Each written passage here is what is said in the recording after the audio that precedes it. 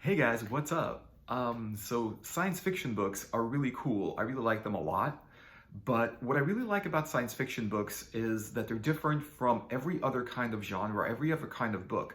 They're different from a fantasy book that goes just full out into a completely another realm, another reality where things just work a little bit differently according to different rules or according to very few rules or according to specific rules. And they kind of explain how that whole world goes. Science fiction goes differently than modern fiction because modern fiction takes place in the present world, or you might have like a historical fiction that takes place like in an older time or anything like that. But what happens with science fiction is it foretells the future, and it also foretells a story of how people are in the future. But what's amazing is that the science fiction of the 70s and the 80s, even the 60s and even the 50s, that science fiction was of the 2000s, like 2001: A Space Odyssey. That was about 2001, but it was a story that never happened. 2010 also never happened. 1984 happened, but what's interesting is it didn't happen exactly in the same way that the story 1984 happened. It was just, there's so much other things that start happening that science fiction stories they can't like predict.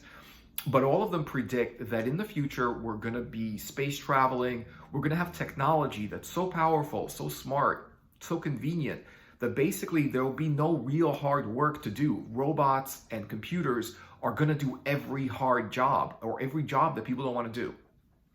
Factory jobs, repetitive jobs, whatever it is, whatever job like people aren't going to want to do is going to be done um, by by computers and robots, like maybe fast food restaurants, checking you out at the supermarket, the convenience of how probably I'm gonna say that everyone's gonna have a robot, and everyone is probably going to have that robot do everything for them. Like when they're out of food, they will just like order more food and it'll probably get delivered to your door. So, but what I love about science fiction stories is they try to foretell this future, and they talk about how the human story goes, and how the human story uh, comes, sort of unravels and goes and goes into like a direction where a lot of it is people guessing about what things are going to be like. But it just gives you an idea of this is a story about another time, another place. But it's not like, even though it's fiction, it's actually science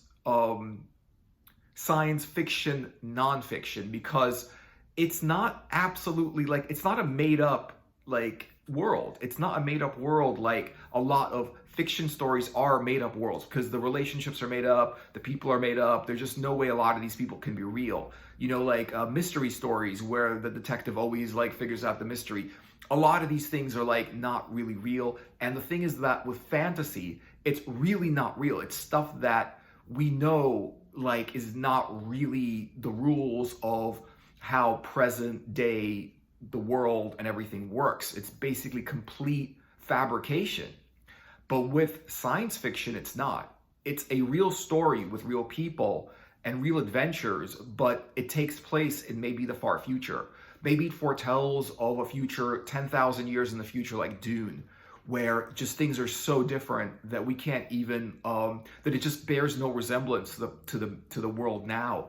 So what's interesting about science fiction is that you feel like this can be possible one day, or this can happen if someone invents it. Like if you want to, if you feel like if you're reading a story with a starship with like people that fly around the galaxy, or Hitchhiker's Guide to the Galaxy or something like that, where they have these like ships that can pretty much go anywhere, even randomly, they can go anywhere. They're these beautiful ships.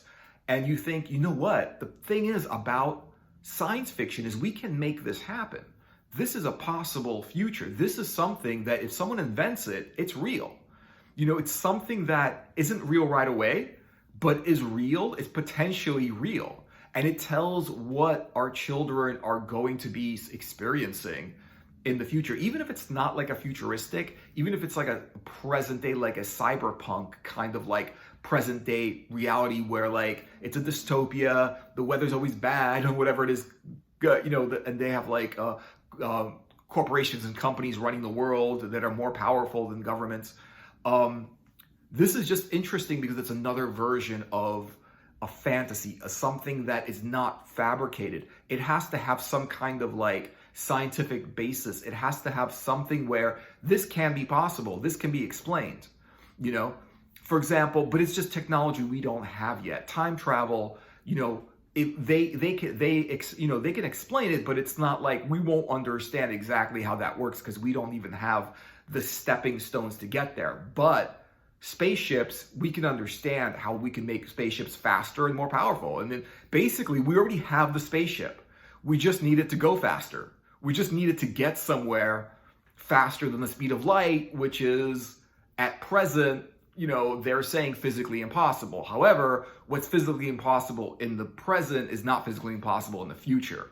At one point, like flying and airplanes were physically impossible. Only birds can fly. Nobody could fly. People can jump, but you can't fly, So, and that was impossible. And then like going faster than the speed of sound was impossible. So now they're saying that like, oh, faster speed of light is impossible, but it's impossible until technology makes it possible. And the thing is, we could see that happening. We could see someone inventing something that creates a starship engine or starship propeller that takes it faster than light, or even at light. Even at light, we can kind of get to the next solar system. But in order to really explore the galaxy, we need a faster than light ship. Otherwise, it just gets it's too difficult, too boring. And what's amazing with science fiction is the stories that happen are based around technology. And this is what we're dealing with now. People, I think for the first time ever, are dealing with real sci-fi technology. Computers and cell phones and AI and spaceships and very, very fast, airplanes also, and like cars that drive themselves are basically, this is technology. And people have not really interacted with technology. We've had machines, but not until computers started have we had technology. This is another revolution in our tools, the things that we create. Because we had mechanical things and now we have technological things. And we have telescopes that can see other planets. And we know what space travel is like. We actually space traveled. That makes us space travel makes us a space traveling species, just like, we wouldn't even want to talk to a species that isn't space traveling, because we probably think they're not even interesting. If we found, people living on another planet, of maybe a completely different kind of life, but we're looking for people that knows how to space travel, because that is the thing that we need to do. We actually need to space travel. At one point, we're going to overpopulate Earth. And space travel is really the only way. We're going to populate beyond the cities. We're going to, it's going to populate into the the country, the landscape, where pretty much the world will be covered with more cities than we have now. And then people are just going to be living on floating cities, and then they're going to be living probably underground, underwater, on top of water, in the air, on the moon, on Mars. And at some point, we're going to space stations. This is just going to happen. People are going to, once space station technology becomes powerful enough, people are going to live there. So what science fiction does, it basically it gives people the idea of the thing to invent next, actually. Science fiction created the telephone, the cell phone, before cell phones became popular. We weren't able to do that. It was wire phones only. And all of a sudden now, people created cell phones, and that wasn't supposed to happen for a long, long time, but it happened faster than we thought. And cell phones were the future. And even stories in the 80s about the future did not anticipate cell phones. They did anticipate in 2001 there was a phone on the space on the Starship, and it was like a video phone, which is that was kind of accurate. But we all kind of expected that was going to happen, video calls and stuff like that. But what's cool is that it also creates, like, in the mind of the author. The author has to create a world that's possible. The author has to create, like, the world that they create in science fiction has to be possible, plausible, and sort of explainable, where they really have to scientifically explain what's going on. Like, if it's a spaceship, well, how does it work? If it's a time machine, well, how does it work? You can't just make something and then it is, because, like, in fantasy books, it works by magic, which means they can explain it, but it probably has to do with demons and spirits, and it has to do with, like, wizards and like things that you really can't, once you start calling something magic, it's obvious that we can't explain it, But with science fiction, this is something we explain, and this is something that predicts the future. And even cyberpunk genre, the cyberpunk genre is very, very a reality right now, where we're disassociated from nature as much, especially in our cities. We can go outside of the cities and we're not in the cyberpunk anymore. But when you're in those cities, New York, Tokyo, like those like heavy populated cities with that rain and whatever, and then just stores and hotels and streets and cars everywhere. These are cyberpunk. And cyberpunk becomes more and more of a reality the more technology we have. And cyberpunk is about like a technology overload, where we have too much technology and it's too useful, it's too powerful. There's robots, there's AI, artificial intelligence, computers are really smart and smarter than people and stuff like that. Robots exist, and they're also really, really smart, and lots of times smarter than people. And it's really, really cool that we have this story that happens in the future, or in technology, in the direction that we're going.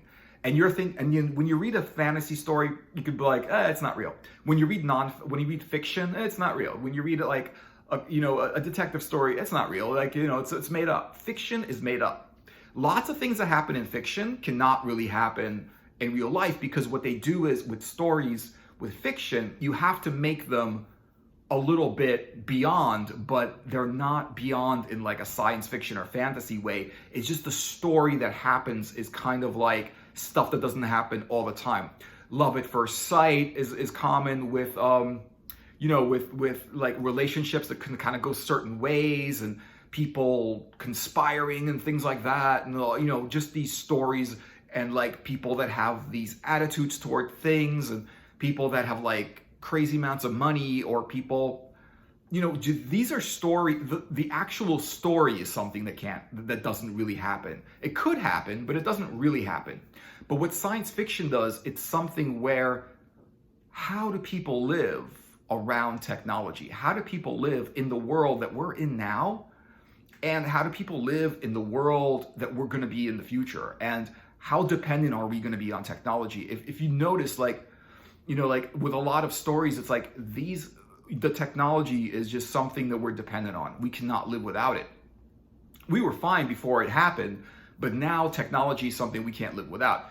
It's the technology that saves us from whatever, like in that story, it's usually technology is the answer to everything in that story, like working itself out. They do it because of a technological way. Maybe there's a glitch in a computer, and the computer, it kind of like runs all of the robots, and robots start to attack people because there's a glitch in the computer and whatever it is. And the way they do it, they solve it, is by fixing the glitch in the computer, by disabling the robots, changing the algorithm, changing the program so that the robots are friendly and they don't like attack people. So it's really a technological solution. And it's a technological problem. And that's really interesting, that a lot of science fiction is about technological problems with technological solutions. Maybe we're attacked by aliens, but the solution is technological. We have to build our ships to defend our planet, or we have to communicate with a species of life from another galaxy or another planet. which is something that is not impossible. We can, I mean, spaceships that travel like faster than light can go like across the galaxy in a few hours. Not impossible. Just because the pattern that happened with technology is that technology just becomes more and more advanced, more and more advanced, and then to the point where you think really nothing is impossible with technology. Whatever you want to do, a machine can do it. Just someone has to invent it. And someone has to invent the machine that comes before it, and the next machine, and the next machine, and they just become more and more powerful and do more and more things. So it's a fantasy world, but it's not. It's a possible reality. You know, the thing is, it's only everything has to be explained. Everything is very, very scientifically based and stuff like that. So that's why I like fantasy a lot also, because things just happen and nobody knows why. But with science fiction, it's cool because it's fiction, but basically, you know, it's also based on inventions that sound amazing to us. Time machines sound amazing. You know, whether there are probably gonna be problems with time machines if they get invented, or like spaceships sound amazing. I mean, you know, to explore the galaxy, you know, that sounds amazing, but it's probably gonna be problems there too. So even like, you know, finding life on other planets that are intelligent sounds amazing, but there's probably going to be problems with that also. So, you know, so that's why I like science fiction stories. It's an amazing, amazing story. It just takes you out of the present day, you know, world and puts you into this like amazing, amazing, you know, like science fiction world story, and everything that happens is just really cool. So if you guys like science fiction stories and you want to leave a comment or anything, what do you think of science fiction stories? Let me know in the comments, and I hope you guys like the video, and please subscribe to my channel and like the videos, and I will see you guys in another video, and take care. Bye. Laters.